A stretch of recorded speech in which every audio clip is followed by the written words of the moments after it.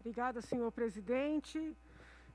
Reiterando o que anunciei na sexta-feira passada, depois da nossa sessão plenária na sexta, foi protocolizado um projeto de lei que ganhou o número 668 de 2021, proibindo o famigerado passaporte da vacina no estado de São Paulo. Tá? Como eu disse, peguei todos os projetos que estavam em trâmite na casa, compilei junto com a minha assessoria, apresentei para os colegas, alguns já tinham projetos individuais, vários colegas já subscreveram na própria sexta. Reitero aqui o convite aos demais que queiram, poderão entrar como coautores, tá? Já estão como coautores, ao meu lado, deputado Altair Moraes, deputado Castelo Branco, deputado Coronel Telhada, deputado Delegado Olim, deputado Gil Diniz, deputada Letícia Guiar, deputada Marta Costa, deputado Carlos César, deputado Coronel Nishikawa, deputado Danilo Balas, deputado Douglas Garcia e o deputado Major Meca, o presidente aqui da sessão. O deputado Dávila já vai pedir coautoria também, porque tem umas burocracias, então tem um prazo, então ele vai pedir coautoria. A deputada Valéria Bolsonaro vai pedir coautoria também. E todos os demais que desejarem estão convidados. No final de semana recebi vários e-mails de paulistas. Alguns tomaram a primeira dose, não desejam tomar a segunda dose, não tem obrigação de dizer por quê. Isso tem a ver com a esfera da intimidade de cada indivíduo. Pessoas me escreveram que têm síndromes autoimunes, não se sentem confortáveis em tomar uma vacina muito nova, desenvolvida há pouco tempo. Outros me escreveram porque são alérgicos, são pessoas muito alérgicas, preferem não correr o risco de ter uma reação. Isso é um direito individual do cidadão, decidir o que entra, o que não entra no seu corpo. E, estranhamente, tudo que eu aprendi e ensinei de direito está sendo, vamos dizer assim, subvertido nesse momento. As pessoas estão sendo impedidas de entrarem nos tribunais, nos fóruns, para buscarem seus direitos. Algumas estão sendo impedidas de fazerem procedimentos de saúde. Recebi inúmeros e-mails de mães de crianças e adolescentes com medo de seus filhos serem barrados nas escolas e de estudantes universitários que já estão recebendo cartinha, viu, deputado Gil, na Unicamp, na USP, de que não poderão ingressar. Isso é um abuso de autoridade, é uma violência. Nós queremos aprovar esse projeto para que as pessoas tenham direito a decidir sobre o seu próprio corpo. Aqui sim é decidir sobre o próprio corpo. Isso é um direito constitucional.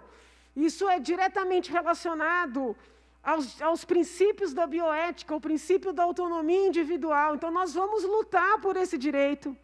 Eu não sou contrária às vacinas, eu sou a favor da livre determinação dos indivíduos.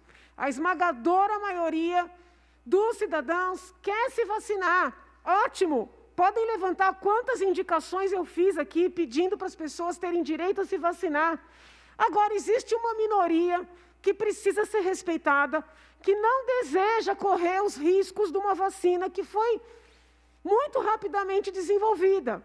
Tem méritos, os números caíram, ninguém está negando isso, mas nós não podemos suprimir a individualidade. Então, nós vamos lutar por esse direito. Peço apoio dos colegas, aqueles que puderem entrar como coautores serão bem-vindos, que puderem pedir para o presidente pautar esse projeto. E peço encarecidamente que as autoridades reflitam sobre o abuso de poder que está sendo cometido no nosso país e no nosso Estado, sobretudo com relação aos mais jovens, as crianças, os adolescentes, não podem ser impedidos de entrar na escola, nos cursos educacionais. O projeto é explícito nesse sentido e com relação a outros direitos também. Eu queria comentar com os senhores o colégio de líderes dessa manhã. Foi um colégio de líderes, pode ser que os colegas não tenham sentido assim, mas eu senti como um dos mais tensos, né, depois que eu assumi a liderança. E os colégios são sempre, vamos dizer assim, complexos, porque são partidos com pensamentos muito diferentes, os líderes são muito díspares, mas este colégio de líderes foi bastante tenso. Porque está vindo uma pressão que a gente não entende de onde, para instalar mais uma CPI para apurar os supostos crimes cometidos no âmbito da Prevent Senior. Mais uma vez eu digo, não conheço os donos, não conheço os dirigentes, não sou cliente, meus parentes próximos, bem próximos, não são clientes, mas eu conheço vários clientes, várias pessoas que se trataram, várias pessoas de idade muito avançada, doentes de Covid, que foram internados na Prevent e se curaram. Então eu não consigo entender, não vejo justiça no que está acontecendo. Estou acompanhando a CPI no Senado no detalhe, não consigo vislumbrar um crime sequer. Eles falam, ministraram o kit anti-Covid com remédios que não estão cientificamente comprovados como eficazes. Primeira coisa, nós não podemos pensar com a cabeça de hoje o que aconteceu lá no início da pandemia. No início da pandemia, para quem acompanhava as notícias internacionais, não se sabia o que fazer no mundo. No mundo.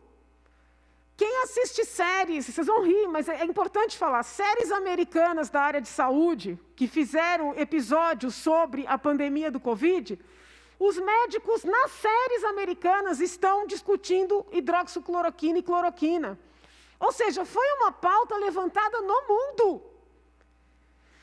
Eu tive Covid, não tomei hidroxicloroquina, não tomei porque o meu médico não prescreveu, mas se tivesse me dado, eu teria tomado e tomei uma série de outros remédios, né, como o antibiótico azitromicina. E a médica que me receitou pedindo desculpas.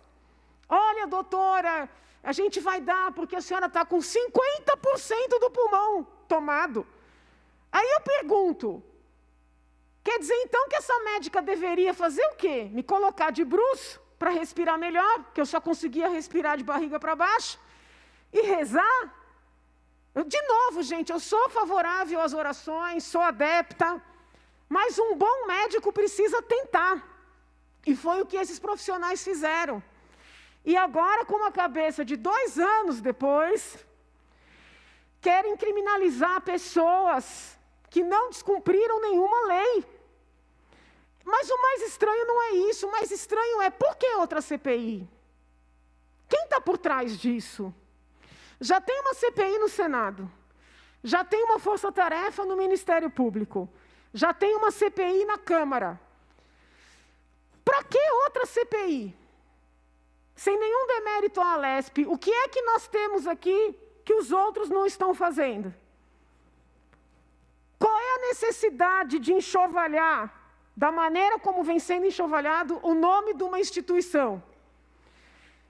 Buscou-se no Colégio de Líderes, porque eu fiquei completamente isolada, junto com a deputada Valéria, que é a líder do PRTB, o deputado Douglas, que é o líder do PTB, os demais que estavam presentes, e hoje havia muitos líderes presentes, foram todos defensores aguerridos dessa CPI, né? Eles tentaram levantar a tese de que seria uma questão de ser ou não ser bolsonarista. Não é disso que se trata. Né? Eu dei a disciplina bioética na USP por mais de 10 anos.